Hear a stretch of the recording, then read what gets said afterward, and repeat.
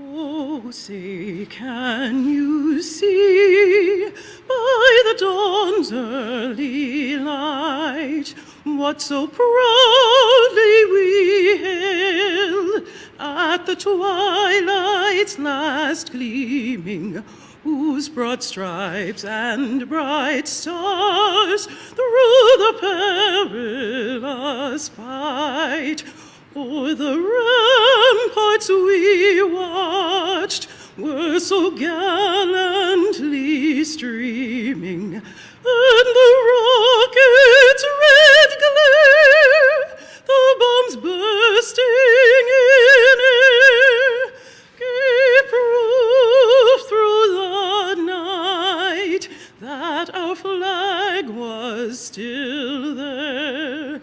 Oh, say, does that star-spangled banner yet wave o'er the land of the free and the home of the brave?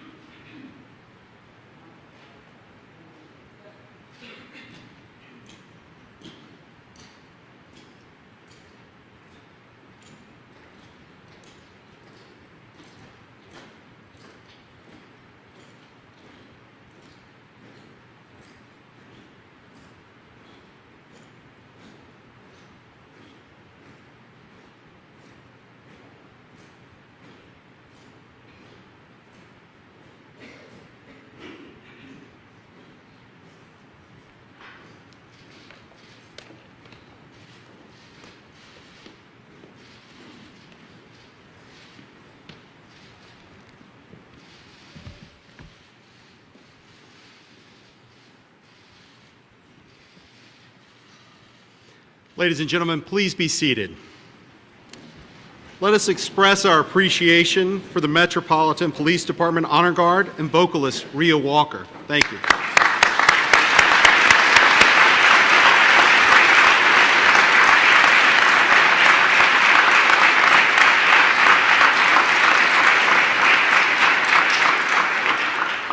Good afternoon and welcome.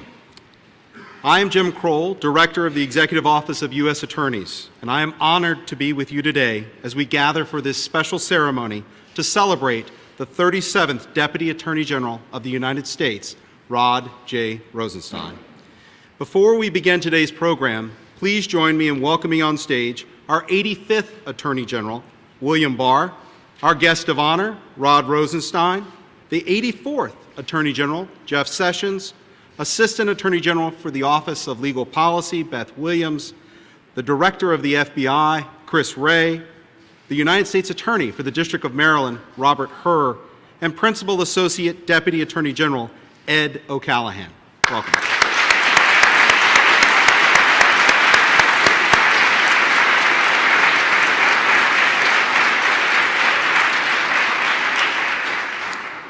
Also joining us today in the audience, I would like to welcome Kellyanne Conway, Counselor to the President, Secretary of Health and Human Services, Alexander Azar, Senator Richard Burr, Senator Tom Cotton, and Congresswoman Susan Brooks, as well as Deputy Secretary of State John Sullivan. Thank you all and all of our distinguished guests for being here today. Thank you for coming.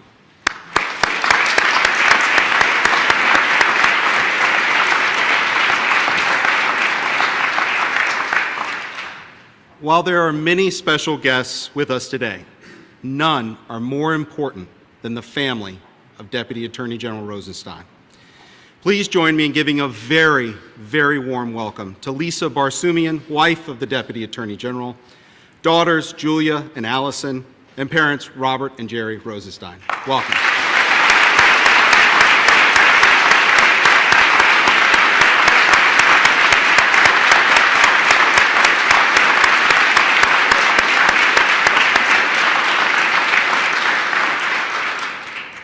The entire department greatly appreciates the enormous support that you have provided to our Deputy Attorney General as he dedicated himself to seeking justice, to keeping our country safe, and to ensuring that the law is enforced equally and fairly for all.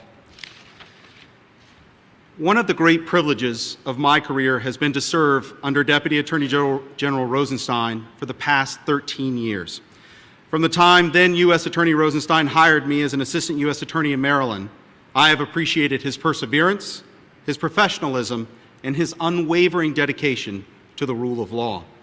As Deputy Attorney General, he brought these qualities with him to Washington, where they have served him and us incredibly well for the last 2 years. The department will miss him, but he leaves behind a legacy of lawyers who know what true public service looks like because of his leadership. Our first speaker this afternoon is one of those lawyers who, like me, has been fortunate enough to serve under both U.S. Attorney Rosenstein and Deputy Attorney General Rosenstein. Robert Hur is the 48th United States Attorney for the District of Maryland, where he previously served as an Assistant U.S. Attorney for 7 years. Prior to his confirmation as United States Attorney, Rob served as the Principal Associate Deputy Attorney General. At this time, it is my great pleasure to introduce Robert Hur.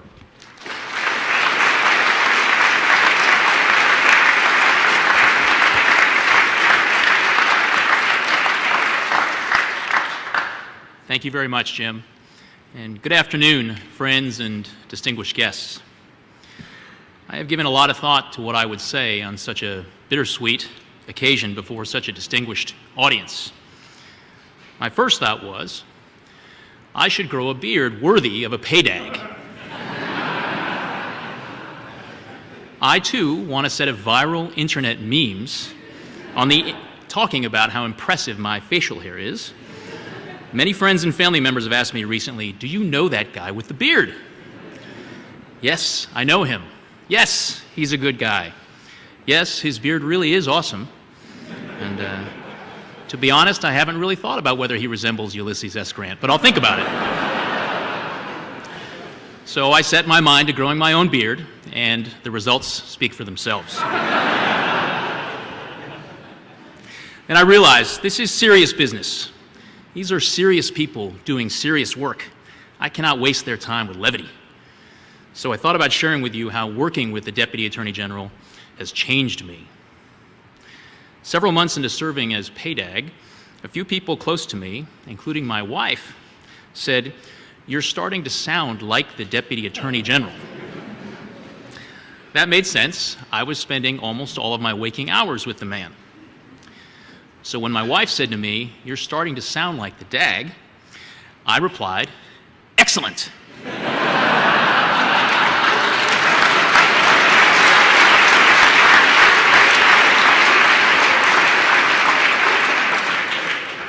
Keep moving forward. Justice Jackson, rule of law. My wife shook her head and turned away. I maintained my deadpan expression.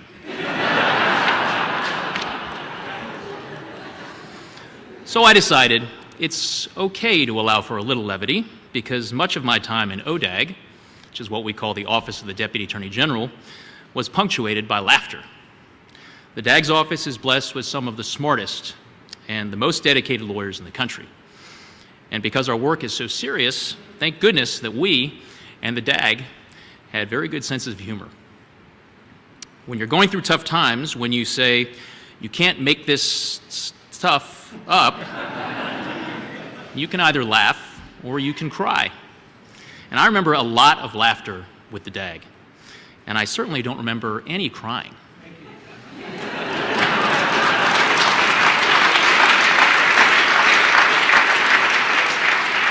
To borrow a phrase from Tom Hanks in A League of Their Own, there's no crying in ODAG.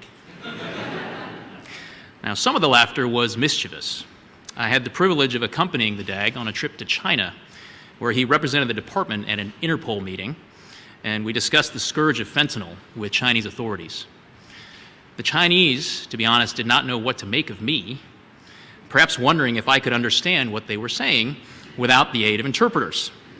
I do not speak a lick of Chinese, as the DAG knew, but I had told the DAG that my kids were taking Mandarin lessons because it seemed like a pretty useful language to know. Now, the DAG, during the exchange of pleasantries, shared with our Chinese counterparts Mr. He is teaching his kids Mandarin.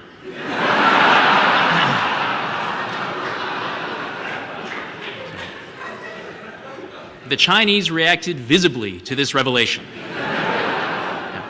Some looked delighted, others chagrined, and they started to address me in Chinese. This was awkward.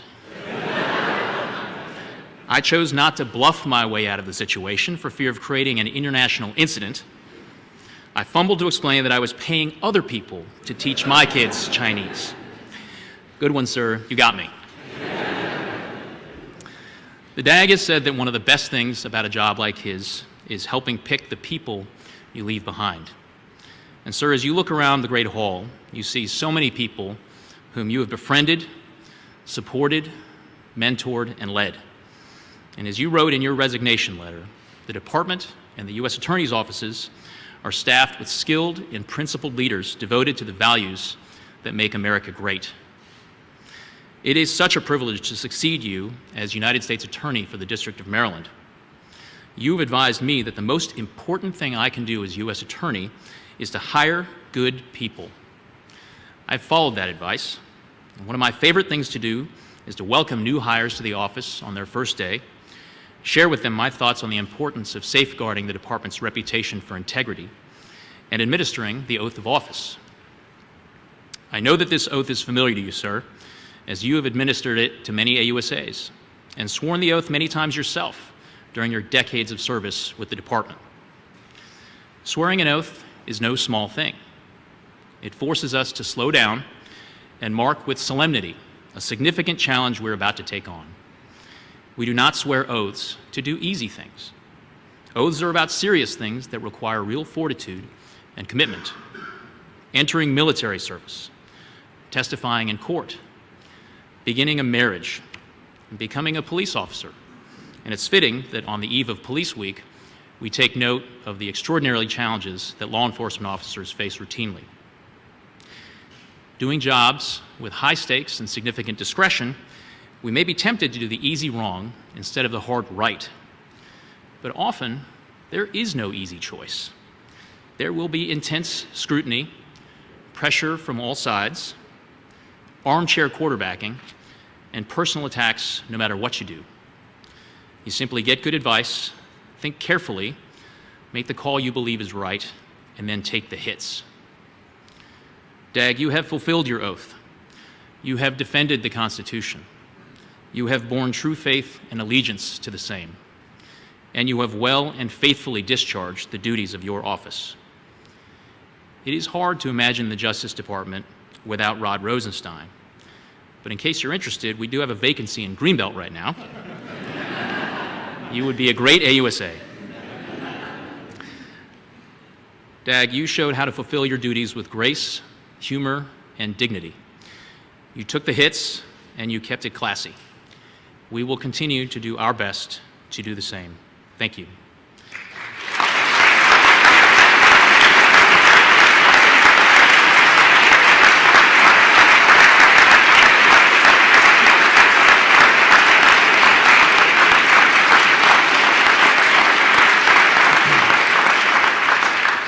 Now it's my pleasure to introduce Beth Williams, Assistant Attorney General, Office of Legal Policy.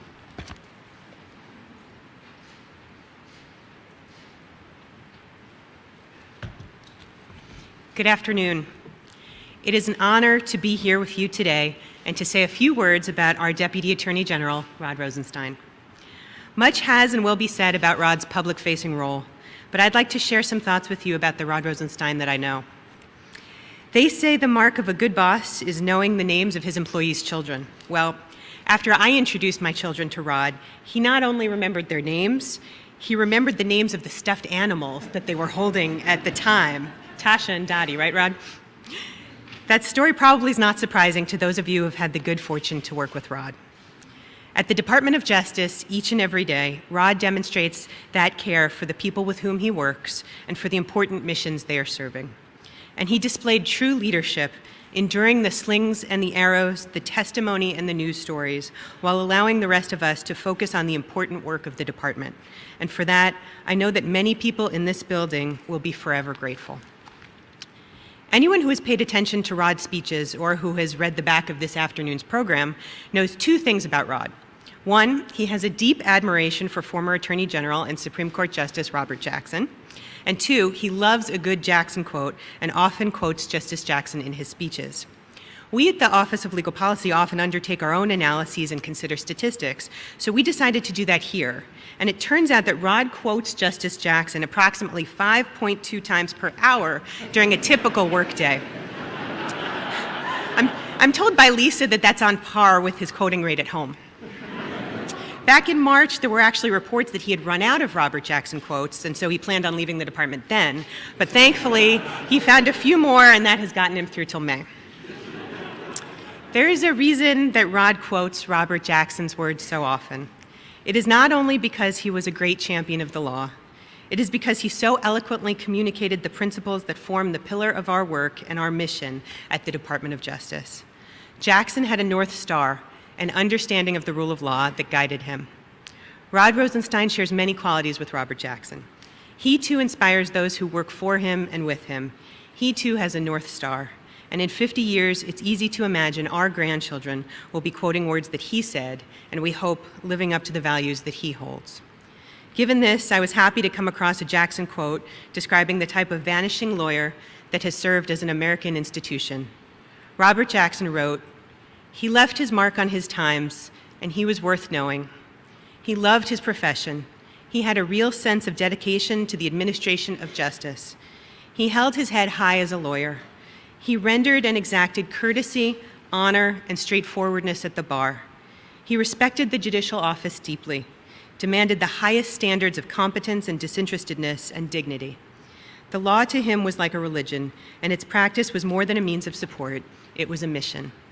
Luckily, that type of lawyer has not completely vanished, and he is here with us today. Rod, it has been an honor to serve with you. To Lisa, to your parents, to your girls, you should be very proud. And I find it only appropriate to end with a Rod Rosenstein quote. "I devoted my career to law enforcement because the rule of law is the foundation of human liberty. The rule of law secures our freedom. It will secure our children's freedom. And we can only achieve it if people who enforce the law set aside partisanship, because the rule of law requires a fair and independent process, a process where all citizens are equal in the eyes of the government." Rod, thank you for your service, and may God bless you in the next chapter of your career.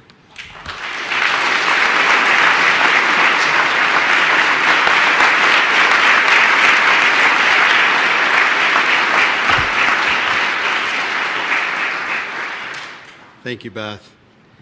It is now my pleasure to welcome the 84th Attorney General back to the Department of Justice as our next speaker. Like today's guest of honor, before joining the department's leadership, Jeff Sessions served as a United States Attorney for 12 years. Most recently, General Sessions led the Department of Justice from February of 2017 to November of 2018. It is wonderful to have him back home for this occasion. Ladies and gentlemen, please welcome Jeff Sessions.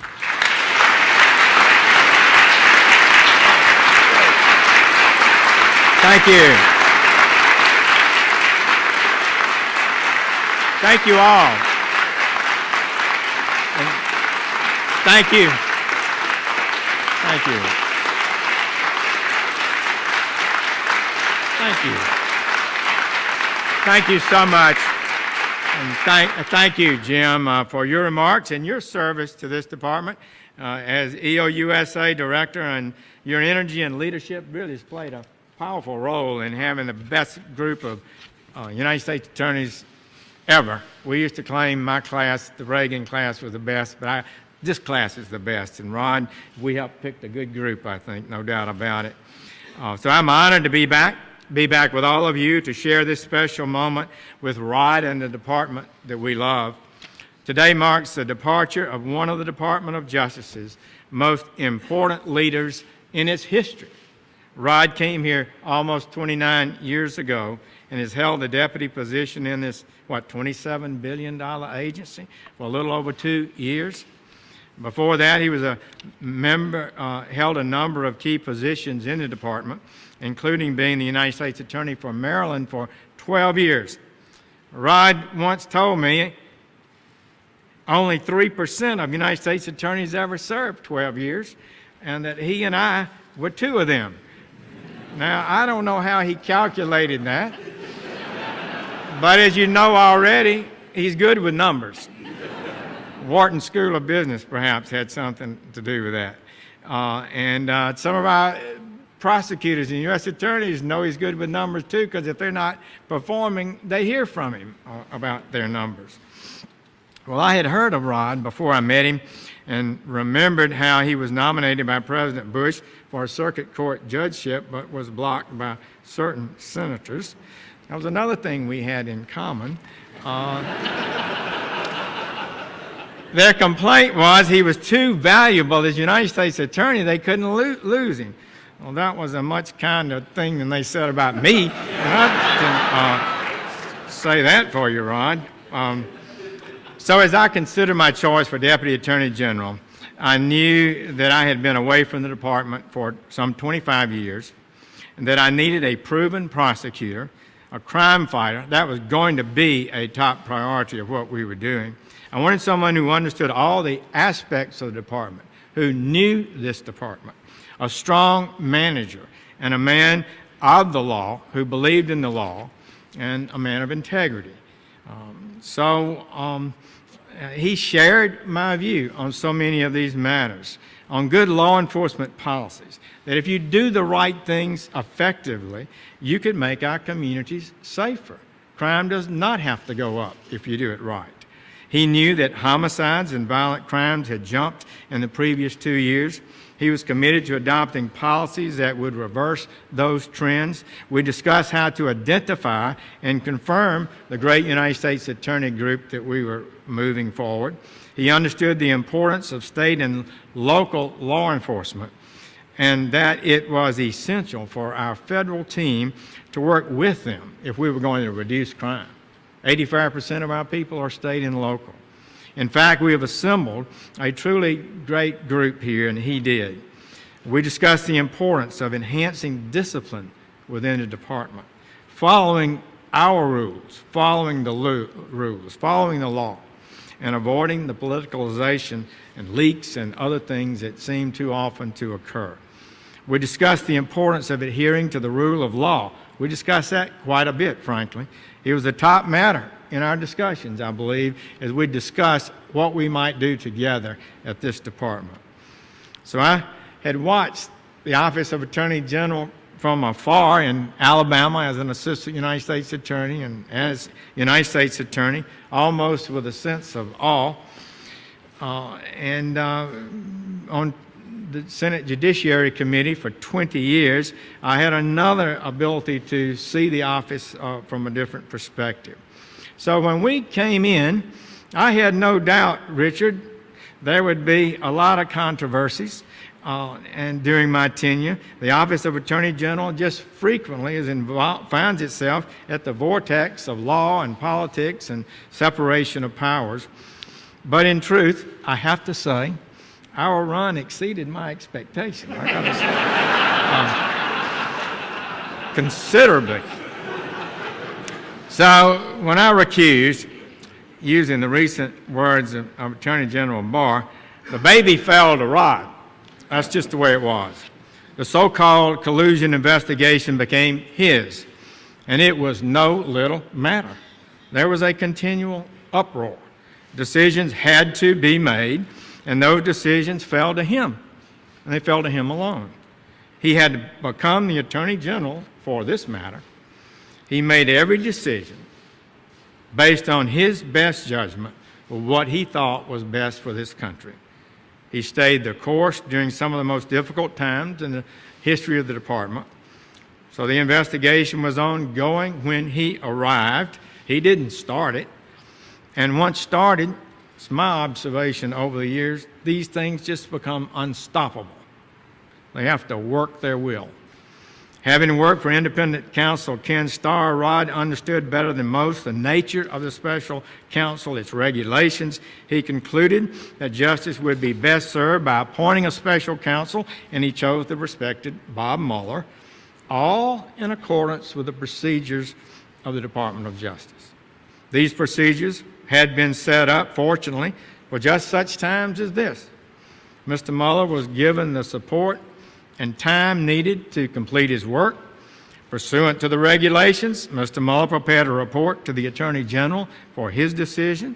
Attorney General Barr reviewed the report, made his judgment, as was his duty.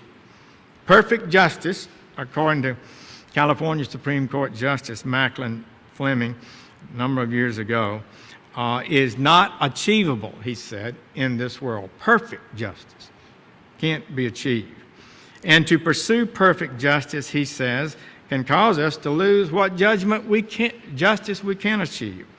So at the end, our system, judgments are rendered by juries and judges and other adjudicators.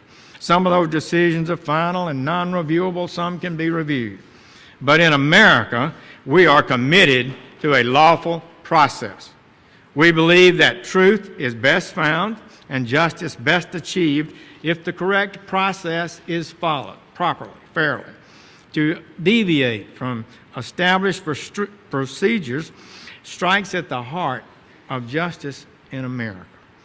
Rod, you did your duty as it fell upon you. You didn't ask for it, that's for sure. You initiated the process, you followed the regulations. The system worked its will.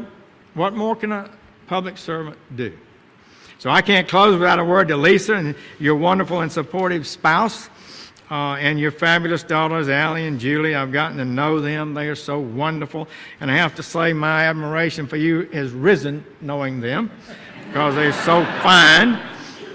I understand the girls are big fans of Ben Folds, who produced a Rod Rosenstein ballad.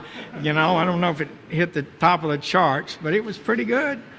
And we've had many wonderful times, but things were often a bit not normal. I remember a dinner at a nearby restaurant with Noel Francisco and Rod and I one night, and a lot of things were going on. The paparazzi caught us, and even that dinner became some sort of message, it seemed. But there was a time when I changed my mind about testifying before a committee. The Appropriations Committee had me set to testify, and the Intelligence Committee, Richard Burr's committee, had me, so I decided I better go to Richard at the last minute. So, who was going to appear before the appropriators? Rod. He got about a few hours' notice and dutifully went over there on behalf of the Attorney General and took the heat that I'm sure occurred, but he did a great job. So I know it's been a tough period for your family, but one thing I know for certain, and that is that this family knows and loves Rod, and that has never wavered. And what I know full well, Rod, is that you fully understood the nature of your responsibility as Deputy Attorney General, and the result that is that we can soon, I hope, get this nation back to work confronting the great challenges of our age. And we can know full well also that you have honorably overseen this process, which has affirmed the rule of law, has achieved a degree of justice that is worthy of this great Department of Justice. We thank you for your service, extend our thanks also to your team, the DAGS team, for all the work they've done. In this 2-year period, there have been extraordinary achievements. Crime has been reduced after going up for 2 consecutive years. Strong actions on a series of fronts have targeted the opioid epidemic, and they have begun to have positive effects. Violent crime and illegal use of firearms are being vigorously prosecuted. The law has been followed, and we have more productivity and utilize the monies of the taxpayers of this country in a most effective way. So, Rod, thank you for your service. Thank you for being a friend and a loyal partner in the efforts and vision and ideals we brought to the department. God bless you in your future endeavors.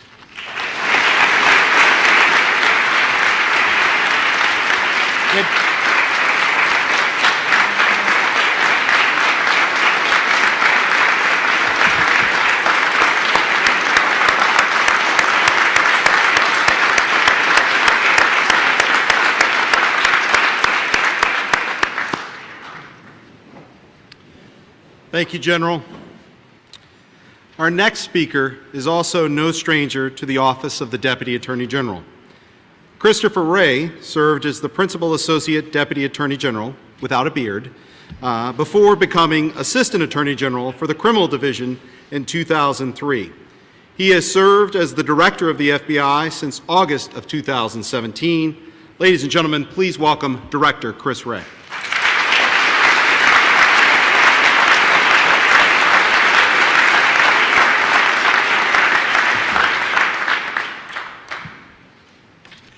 Well, there are a lot of great traditions at this department, but one of them is opportunities like this to all come together at one time and to celebrate the leadership and service of a valued colleague like Rod.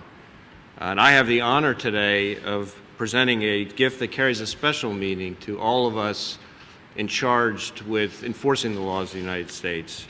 We have a shadow box here that includes the badges worn by our law enforcement agents, inspectors, deputy U.S. marshals, and correctional officers. And these are folks whose sacrifice is unique. They risk their lives. Sometimes, tragically, they lose them to keep all of us safe.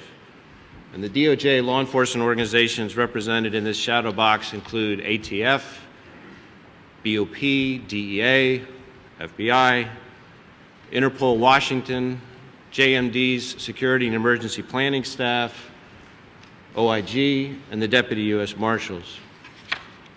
Rod has spent, as you heard, almost 30 years working in this department. I've known him for almost 20 of those. And he's certainly seen his share of changes in the law, changes in the way we do business, changes in the threats we all face. But through it all, he has maintained that same level of dedication and service to the American people we all serve. And I know I've been grateful for Rod's counsel and support on countless occasions, probably never more so than when he has reaffirmed the importance of the long view, to look down the road beyond the Beltway or the latest news cycle in confronting both the challenges and the opportunities that face the department and the Bureau. He's a friend whose service has weathered the test of time, and that is something we should all admire. As you've heard, Rod is a huge fan of Attorney General Robert Jackson, and it's getting to the point where nobody can find a Robert Jackson quote that he hasn't used, as you heard. But we managed to find one that we think he has not used, which is near and dear to us. Attorney General Jackson was speaking to the FBI National Academy in 1940, and in his remarks, General Jackson commended them for their devotion to the honorable but often thankless task of law enforcement. So, Rod, on behalf of the men and women in law enforcement, we appreciate the chance to commend you and ensure that this day is anything but thankless. And on behalf of the entire Department of Justice, we want to present you this shadow box with gratitude for your service, for your friendship, for your patriotism, and we wish you all the best in your next chapter.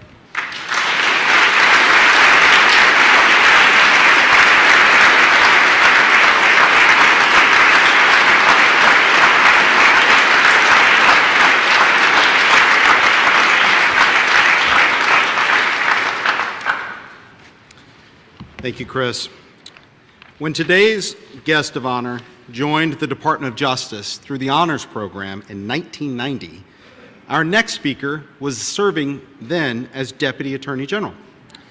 Shortly thereafter, General Barr began his first tour of duty as Attorney General of the United States, first serving in that role as the 77th Attorney General of the United States from 1991 to 1993.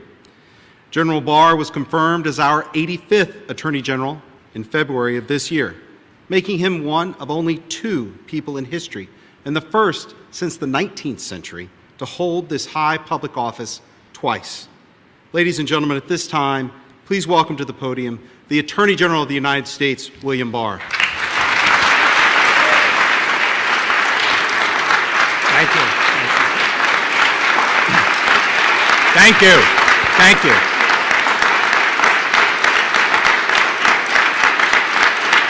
Thank you very much. Thank you. Thank you very much. Before I begin, there's a matter that I feel has to be resolved before Rod leaves the building. Rod, could you come up, please, and stand next to me? Take my position. Yep. Up next to me. There's been a debate raging for the last few months, and I think we have to get it resolved and decided tonight. And that is, which one of us is capable of the most deadpan expression? Now, I know this is a little unfair because I do my best work in the hearing, in congressional hearings. Rod does his standing behind the Attorney General at press conferences. So, what do you say? Is it Rod or me? Rod? 20 minutes.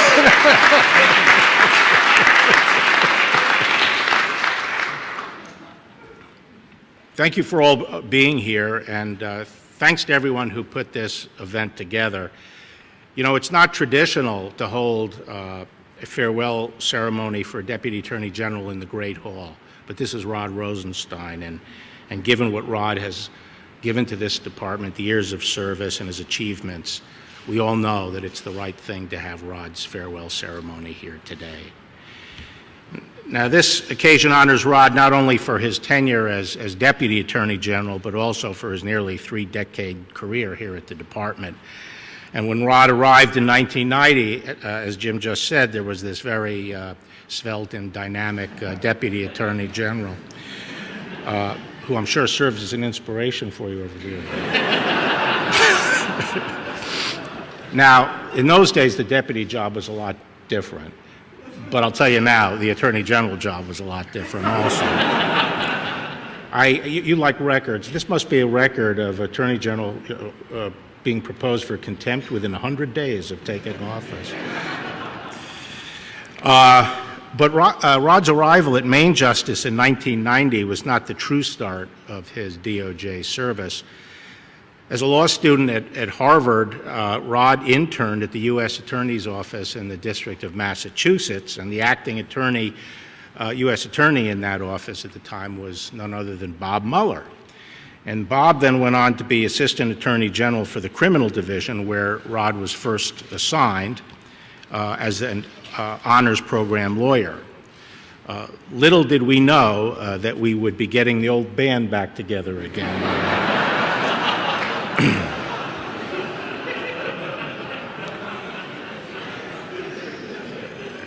Now, I've spent the intervening years outside the department, but Rod hasn't, and he's been serving here as a line attorney, as AUSA, as the principal deputy in the tax division, as the U.S. attorney in the District of Maryland, among other positions. And I had the good fortune to interact with Rod over the years a few times, and I recognized him as a superb lawyer who was dedicated to the department. But I've been particularly fortunate to return to the department and to work with Rod in his latest role as the Deputy Attorney General. On a personal level, it's been a real privilege and a pleasure to have him with me these last several months.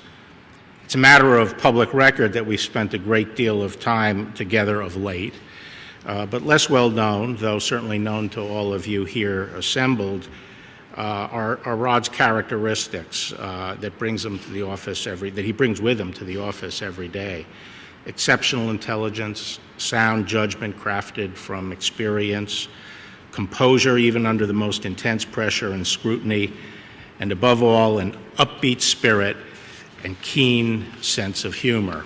And I leaned heavily on all of those qualities over the past few months, and so thank you, Rod, for your support and your friendship. Now, the attributes I've just described have made Rod an exceptional leader. And part of that leadership has been his ability to assemble and operate an outstanding team.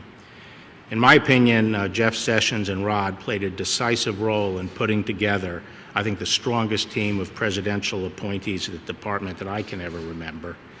And the department and the country will long benefit from the focus and energy that Rod put into that process. And Rod assembled an outstanding staff in the deputy's office. As we all know, the deputy's job is perhaps the most challenging management position in the government today. Rod has excelled in that role, and he would be the first to tell you that a large part of his success has been the team of consummate professionals he recruited and forged into an effective and efficient staff in the Office of the Deputy Attorney General. Rod's legacy of leadership is also reflected in the department's record of accomplishment under his stewardship. Under Rod, the department has achieved record levels of productivity. It has advanced critical priorities, reducing violent crime, vigorously enforcing the nation's immigration laws, and fighting hard against the scourge of illegal drugs, especially the opioid epidemic. He's faced criticism for all corners, but has proven remarkably unflappable. And this, in turn, has shown that the department is unflappable in the face of public and political pressure. Rod, you can leave here proud knowing that the department is better for your efforts and your leadership. You have left an indelible mark. So again, on behalf of myself and the Department of Justice, thank you for your service. As we bid you farewell, we know this is not really goodbye, and you will always be a friend to me and a friend to the Department of Justice. Thank you.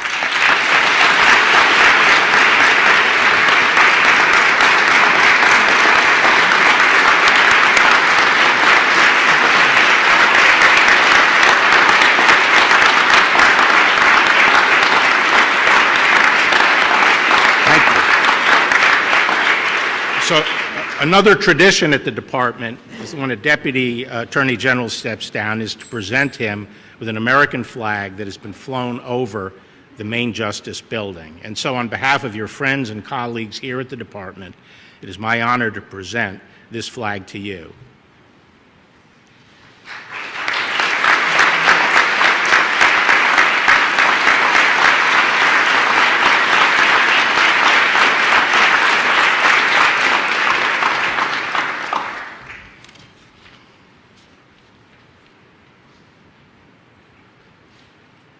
I believe we have a special presentation, if we could dim the lights.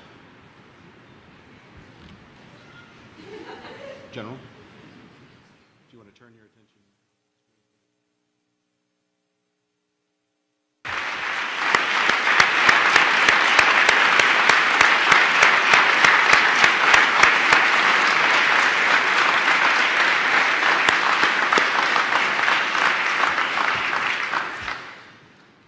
Finally, it is time to hear from today's guest of honor.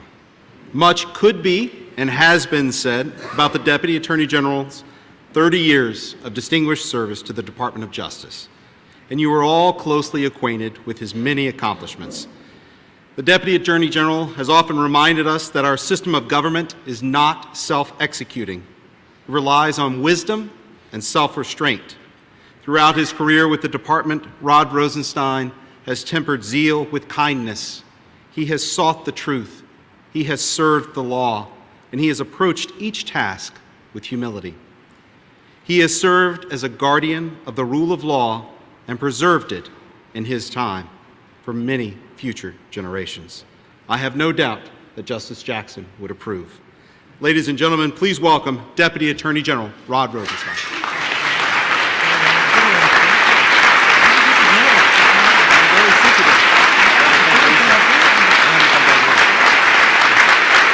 Thank you very much. Thank you. Thank you.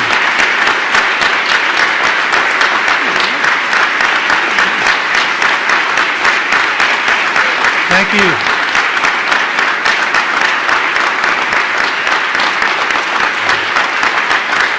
Thank you.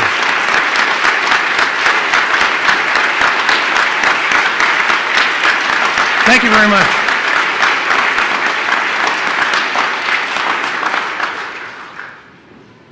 Thank you very much. I represent the United States. Those are the words spoken by Department of Justice attorneys at the start of every federal trial. Each of us represents the United States, the entire United States. More importantly, we represent every one of the citizens, all ideologies and political affiliations, all races and religions, We represent supporters and critics. We represent victims and criminals. Our oath of office begins with a promise to support and defend the Constitution. The point is to establish a legal duty that overrides loyalty to anyone else. And in the final clause of that oath, we swear to well and faithfully discharge the duties of the office. You can only fulfill that charge if you understand the duties. I served under 5 presidents and 9 Senate-confirmed attorneys general. 10 if you count Bill Barr twice. We're not quite sure about that. I spent most of my career outside Washington, but I worked at headquarters 3 times, 4 years in the early 1990s as a trial attorney, 4 years in the early 2000s as a supervisor, and for the past 2 years in my current job. I frequently speak about the inspiration I draw from 3 aspects of this main justice building: the art it contains, the people it employs, and the principles that it represents. Every floor of this building contains reminders for me of heroes, mentors, and friends. They taught me that political considerations may influence policy decisions, but when it comes to individual cases, this department stands apart from politics. Attorney General Jeff Sessions told us to follow regular order and ensure the nonpartisan administration of justice. And that is what we did every day. And that is what the department will continue to do under Attorney General Bill Barr. So what is it that secures liberty in America? It's not just the words of the law, it's about the character of the people.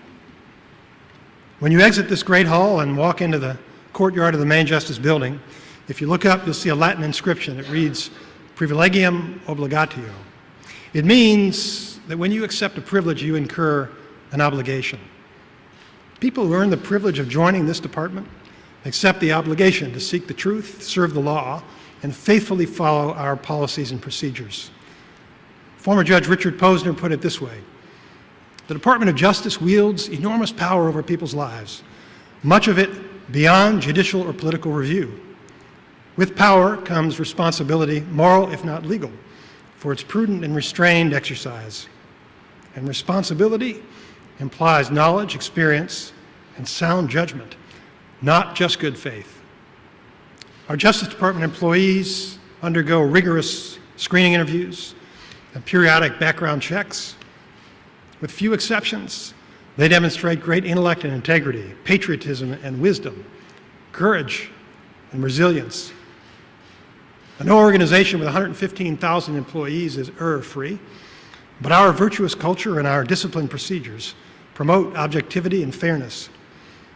We are required to comply with an array of laws, regulations, and ethical rules. We maintain experienced, professional, nonpartisan internal watchdogs to investigate credible misconduct allegations. And we face external scrutiny by judges and bar authorities. We correct mistakes, and we punish wrongdoers. For us, the rule of law, it's not just a talking point. It's an operating principle. And the rule of law requires us to ignore partisan politics, to tune out the news cycle, and to base our decisions on credible evidence. Many people have the luxury of dismissing facts that are inconsistent with their pre-existing beliefs. But we face the exacting scrutiny of the federal courtroom. That imposes a powerful discipline. We can't prove our cases with hearsay or anonymous witnesses. We need to produce eyewitnesses. We need to satisfy the rules of evidence. And we need to meet our burden of proof to the satisfaction of a neutral judge and an unbiased jury. Do you know how difficult it is to persuade 12 random citizens of anything? We need unanimous support to win our cases. And we face those rigorous rules because our allegations carry severe consequences. Those rules motivate us to seek only the truth. Pursuing the truth requires us to keep an open mind and to avoid confirmation bias. The truth may not match our preconceptions, it may not satisfy our hopes, but truth is essential to justice. The most important memento in my office is a plaque. It reads, "Don't tell me what I want to hear, just tell me what I need to know." And I enjoyed the support of an exceptional team, which Attorney General Barr and Sessions have referenced. an exceptional team that followed that advice. We stayed the course, and we accomplished what we set out to do. There are many people in this room who stood with me to defend the ramparts of justice. When we are in the right, we keep moving forward. But our confidence is not naive. It flows from an appreciation of the history and the traditions of this great institution. One of the most important lessons for litigators is to begin with the end in mind. Decide what evidence you need for your closing argument and stay focused on it, whatever the ups and downs of the trial. Trial lawyers understand that the most dramatic moments may have very little impact on the final verdict. We learn to ignore the fleeting distractions and focus on the things that matter. Consider what happens when you use a smartphone map to plan a trip. Many things can go wrong during your trip. Traffic may be unexpectedly heavy. Accidents can obstruct your path. You might make a wrong turn. But whenever unexpected challenges occur, the program calmly recalculates and keeps you on a path to your destination. I'm grateful to the friends and relatives who joined me on this journey. My wife, Lisa, made many sacrifices in support of my public service, particularly over the past 2 years. My daughters, Julia and Allison, who, thanks to Jim and the EOUSA team, you saw quite a bit of, which I did not expect. My daughters cheerfully tolerated the disruptions that arise when a parent is in the arena. In fact, congressional hearings are now one of Julie's favorite forms of entertainment. I kid you not. Senator, that's House, not Senate. And Allie enjoys reminding me that I was mistaken when I told her that Deputy AG was a low-profile job. My parents, Robert and Jerry Rosenstein, never wavered in their confidence. Lisa's mother, Alice Barsoomian, is another steadfast supporter, and she arrived today with my sister-in-law, Alona Barsoomian, and her children, Veronica and Patrick. And there are friends here from elementary school, high school, college, and law school, judges and defense attorneys who shared some of my most memorable trial experiences, colleagues and supervisors who guided me, administrative employees who kept the work flowing, law enforcement agents who spent nights and weekends with me interviewing witnesses, prosecutors who joined me in the trenches. These are the men and women of federal law enforcement. They are some of America's best, brightest, and most patriotic citizens. They deserve our admiration and our respect. Thank you.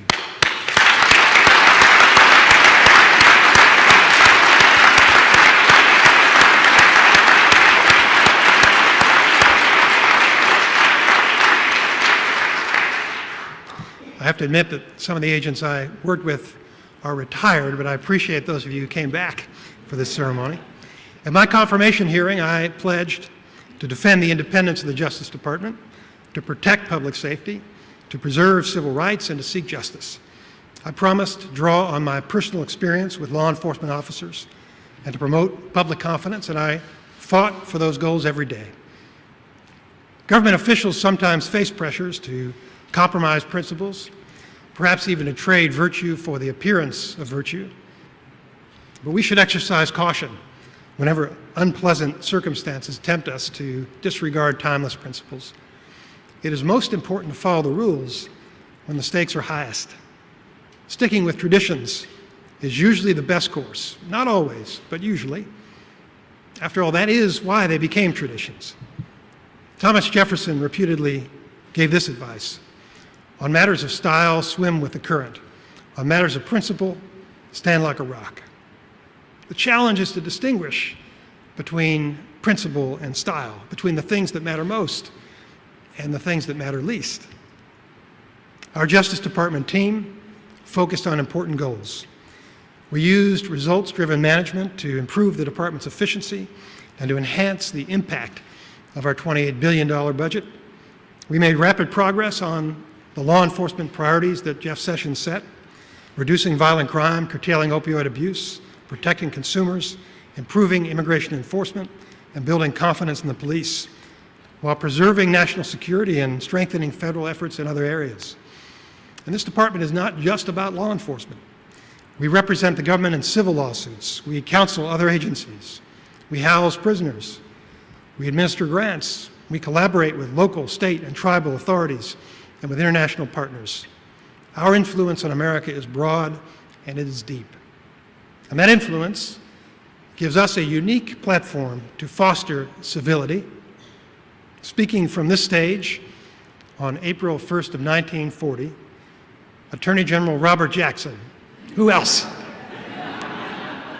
Attorney General Robert Jackson said that sensitivity to fair play and sportsmanship is perhaps the best protection against the abuse of power, and the citizen's safety lies in the prosecutor who tempers zeal with kindness, who seeks truth and not victims, who serves the law and not factional purposes, and who approaches the task with humility. We follow that mandate every day. If kindness and humility are in short supply outside the walls of justice, that's all the more reason for us to set a good example. I joined the Department of Justice because I believe in the mission. I stayed because I believe in the people. I watched you pursue justice with ceaseless devotion, often at personal sacrifice and sometimes at physical risk. It's a privilege to work with such honorable, principled, trustworthy public servants.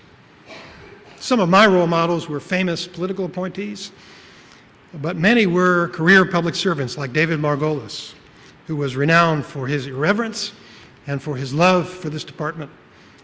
David gave me some advice about integrity a quarter century ago that stayed with me to this day. I want to thank his wife Debbie and his daughters Kim and Sherry for being here with us today.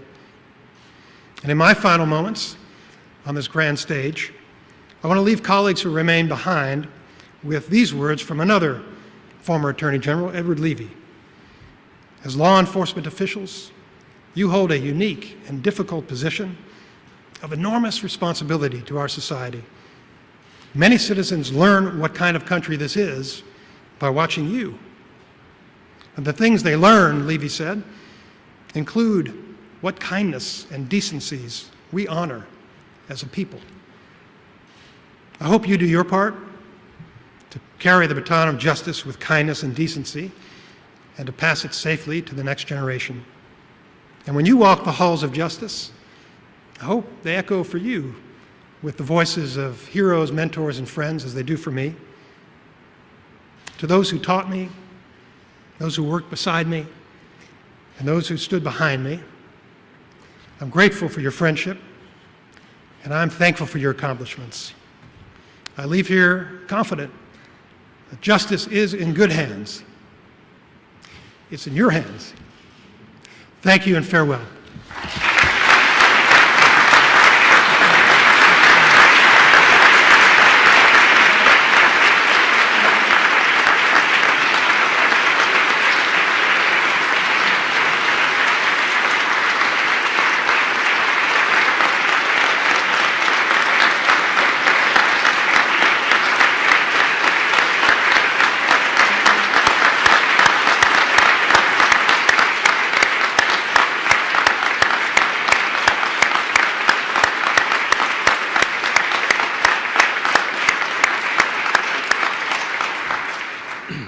Thank you all. Just have one more presentation for the DAG. As you have heard, I'm Ed O'Callahan, and I serve as the Principal Associate Deputy Attorney General. I've been in that role for the last year or so. It's affectionately known as the PAYDAG. And after hearing all the accomplishments of the DAG over his storied career, you might wonder, what do people do to actually support the DAG and his many accomplishments? Well, I know I have one thing that the DAG doesn't have. Neither does Rob Herr or Chris Ray, and that's the beard. And you might think, what does the beard have to do with supporting the DAG? Well, I just thought I'd show you a few examples of how this beard has supported the DAG over the last year or so.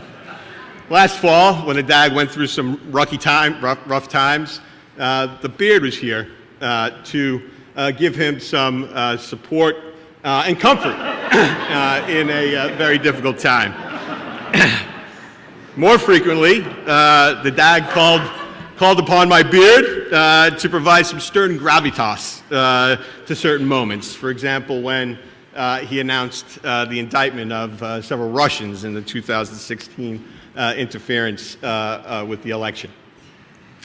The beard has also been used most recently to focus the media's attention on some important issues, such as who's the bearded guy behind the AG, the same day that some report was issued.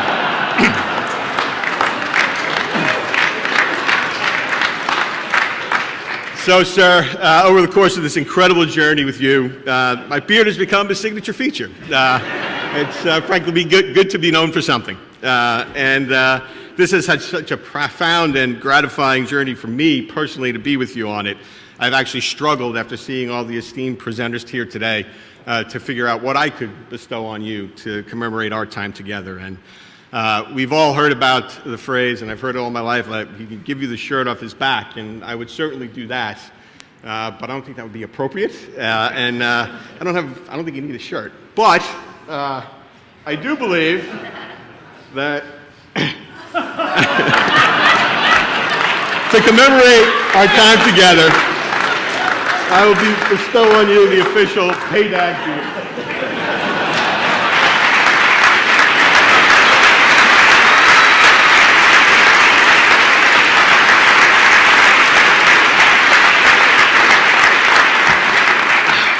So that concludes our program for today. I want to just thank all the people who put this wonderful program together.